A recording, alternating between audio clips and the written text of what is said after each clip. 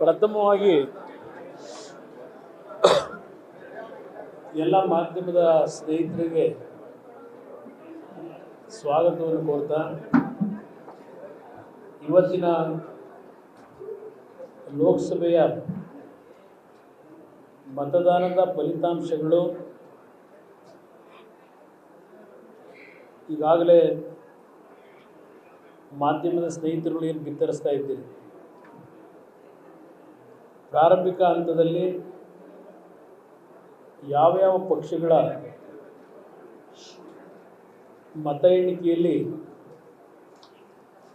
ಯಾವ್ಯಾವ ಸ್ಥಾನದಲ್ಲಿ ಇದ್ದಾರೆ ಅಂತಕ್ಕಂಥ ಒಂದು ಮಾಹಿತಿಗಳನ್ನು ತಾವೇ ನೀಡ್ತಾ ಇದ್ದೀರಿ. ಪ್ರಥಮವಾಗಿ ನಾನು ಕರ್ನಾಟಕ ರಾಜ್ಯದ ಮತದಾರ ಬಂಧುಗಳಿಗೆ ಮತ್ತು ಎರಡೂ ಪಕ್ಷಗಳ BJPಯ ಮತ್ತು ಜಾತ್ಯತೀತ ಜನತಾದಳದ ಪಕ್ಷಗಳ ಕಾರ್ಯಕರ್ತ ಬಂಧುಗಳಿಗೆ ಮತ್ತು ನಾಯಕರುಗಳಿಗೆ ನಾನು ಅಭಿನಂದನೆಗಳನ್ನು ಕೃತಜ್ಞತೆಗಳನ್ನು ಸಲ್ಲಿಸಲಿಕ್ಕೆ ಬಯಸ್ತಾ ಇದ್ದೇನೆ. ಈ ಒಂದು ಚುನಾವಣೆಯ ಫಲಿತಾಂಶಗಳು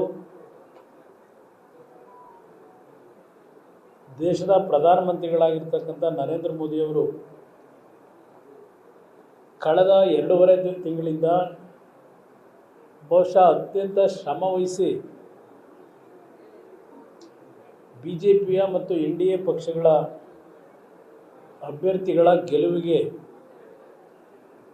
ಅವರು ಪಟ್ಟಿರ್ತಕ್ಕಂಥ ಶ್ರಮದ ಬಗ್ಗೆ ನಾನು ವೈಯಕ್ತಿಕವಾಗಿ ಕೃತಜ್ಞತೆಗಳನ್ನು ಸಲ್ಲಿಸಲೇಬೇಕು. ಎಕ್ಸಿಟ್ ಪೋಲ್ನಲ್ಲಿ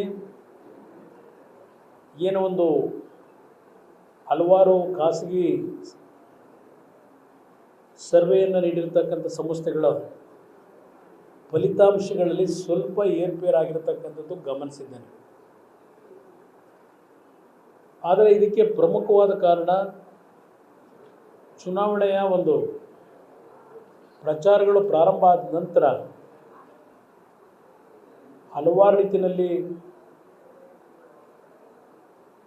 ಕಾಂಗ್ರೆಸ್ಸು ಮತ್ತು ಕೆಲವು ಪಕ್ಷಗಳ ಅಪಪ್ರಚಾರಗಳು ಸಹ ದೊಡ್ಡ ಮಟ್ಟದಲ್ಲಿ ನಡೆದಂಥದ್ದೇನಿದೆ. ಬಹುಶಃ ಈ ಒಂದು ಚುನಾವಣೆಯ ಒಂದು ಹಿನ್ನೆಲೆಯನ್ನು ನೋಡಿದಾಗ ಕೆಲವು ವಿದೇಶಿ ಶಕ್ತಿಗಳು ಸಹ ಸೇರಿದ್ದಾವೆ. ಈ ಚುನಾವಣೆಯ ಫಲಿತಾಂಶಗಳ ಏರುಪೇರಿಗೆ ಕಾಣದ ಕೈಗಳ ವಿದೇಶದಿಂದಲೂ ಸಹ ದೇಶದ ಒಂದು ಸುಸ್ಥಿರವಾದಂಥ ಸರ್ಕಾರವನ್ನು ತರ್ತಕ್ಕಂಥ ನಿಟ್ಟಿನಲ್ಲಿ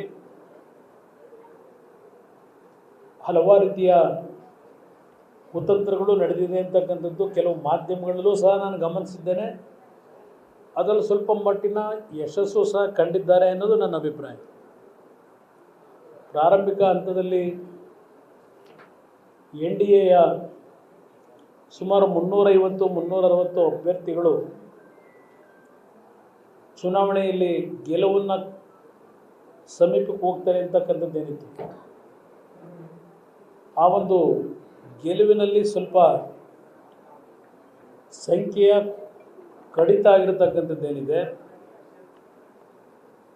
ಇದೆಲ್ಲವೂ ಒಂದು ಸಿಸ್ಟಮ್ಯಾಟಿಕ್ ಆಗಿ ನಡೆದಿರ್ತಕ್ಕಂಥದ್ದೇ ಇದು ಅಂತಕ್ಕಂಥದ್ದು ನನ್ನ ಅಭಿಪ್ರಾಯ. ನ್ಯೂಸ್ ಫಸ್ಟ್ ನಿರ್ಭೀತಿಯಿಂದ ನಿಮ್ಮ ಪರವಾಗಿ.